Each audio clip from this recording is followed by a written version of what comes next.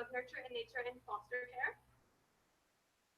Is because ever since I was a little girl, I wanted to adopt or foster children when I got older. Sophomore year biology, I fell in love with the nurture versus nature debate. I my two passions for foster care and make it one big project. The question was, what strategies can be used to reverse negative biological influence in children who have experienced foster care? Found that it's not one single person that can nurture a child to reverse negative biological influence, but that it takes a whole system of people. The three main systems that it takes is fixing the legal system, from being able to keep contact with parents that, if they've been moved out of the home, it prevents them from keeping contact with parents that may have previously fostered them, and that prevents them from building secure attachments. Build secure attachments, then it prevents them from being successful, or doesn't prevent them from being successful. That they will be successful in life. And research shows that only 45% of children who leave the foster care system graduate with a GED or high school diploma. That means there's 55% of foster care children leave the system diploma, increasing the rate at which they're not successful. Mentors for my internship portion of my project was Dr. Abigail James. She's a psychology professor. I'm sure you guys have probably seen her around at school. She is currently teaching a human development class at the high school. Mental and biological portion of my project. With her, we went through Germana's database, and she helped me find sources that I could use for my project. I couldn't use sources that did studies outside of the United States. Handles and processes foster children way differently than other countries such as Sweden would. And I did not know this, so it was extremely helpful that she showed me which sources I could use and what to look for to make sure that the source was. Along with that, I sat with her and she gave me a whole background on human growth and development, understanding how foster children develop and how nurture and nature play a role in their lives. Pastor Adam Colson, he's the community missions and outreach pastor at Lincolnwood's Church. And he helped me with more of the hands-on social aspect of my project. Through a few evenings, I sat through some board meetings with the missions committee, and we sat down and talked about what is budgeted for the foster care ministry at the church, for the foster care ministry that and what they do. Unfortunately, partway through my project, he became extremely ill and was hospitalized, and then bedridden for a few months after that. So I worked with Miss Vicki Tidman, who is the program coordinator at the Department of Social Services here in the Sedgwick building in Orange. A few days after school, and I helped a room that was filled with foster care supplies that had been donated, and I also worked on creating flyers and contacting people to invite them to the foster care Christmas party later on in my presentation. For my community service, I partnered with Lincolnwood's Church, and Adam Colson was also my supervisor for that, so a lot of my internship in community service ended up overlapping. With him for my community service was we did the Bags of Hope. I don't know if any of you have heard of Bags of Hope, but it is a ministry in the county where a bunch of supplies is collected and donated, such as hygiene items, comfort items, supplies, and it is given to children when they are taken out of their home abruptly. In the day, a lot of times they leave their homes without any supplies. Given to them so that they have something to take with them and something to call their own. Organized the closet that contains all the supplies for the Bags of Hope, and we talked about how things get donated to the Bags of Hope. They have enough to provide for everybody in the county. That we worked on was the Thanksgiving dinner.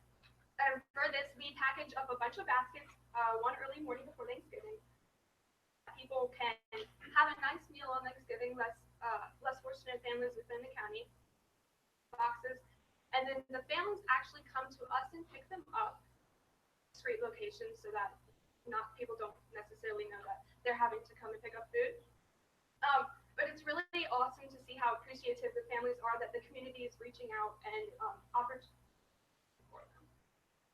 One of the other things I did, and probably the biggest thing that I did through my community service and my internship, was I took the head and the lead on the foster care Christmas party annually, and I was able to plan it, recruit volunteers, recruit people to support it, food and gifts bought for every foster care child within the county, depending on their age. So the gifts were specific to their age.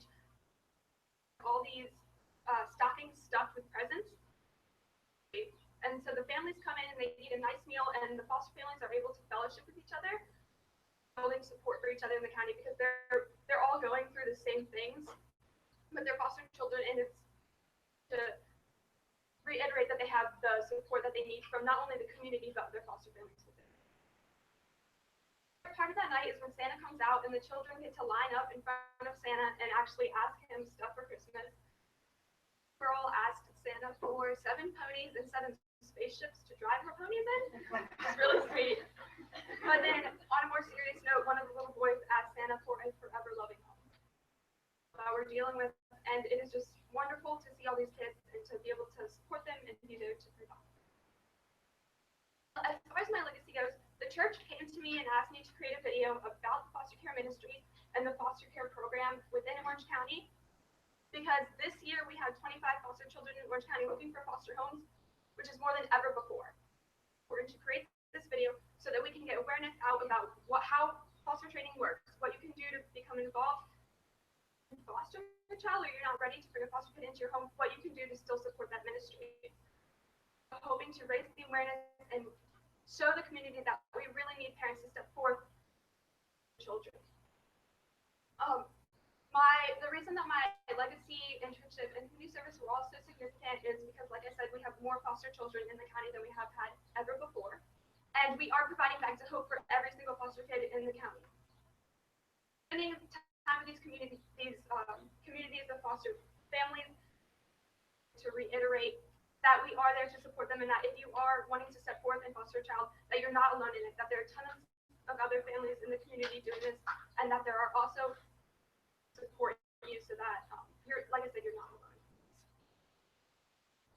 Something that I learned about myself through this project is that if I don't have sleep, and the days that I was able to get enough sleep at night, I was able to power through my entire day, and the days that I had my internship after school. But without that sleep, I wouldn't have been able to do that. And this is important in college because I'm going to need to figure out how to budget my time so that I can get my work in, my social time in, and my sleep in. Experience senior year has helped me to do that before I even go to college. To future Governor School students, whatever topic you choose, and love whatever you choose. The project was successful and that it worked out is because I loved what I was doing. And when you love what you're doing, it doesn't matter how much money you raise or how many people show up at whatever event you might hold or whatever you do. What matters is that you had fun with it. And when you have fun with it, you're going to take something away from it. As far as my future goes, I got accepted into Virginia Tech. Ooh, go Hokies. And the University of Mary Washington's honor program. As far as Princeton, Yale, University of Richmond, and Liberty University goes, I'm still waiting to hear back. I should hear back from all of them by the end of this month, and we'll make my decision from there. Doing a major in biology and then going into physical therapy, and hopefully one day getting my doctorate in physical therapy. So thank you guys for your time, and thank you for everybody who supported me for this project. And if you guys have any comments or questions, please let me know.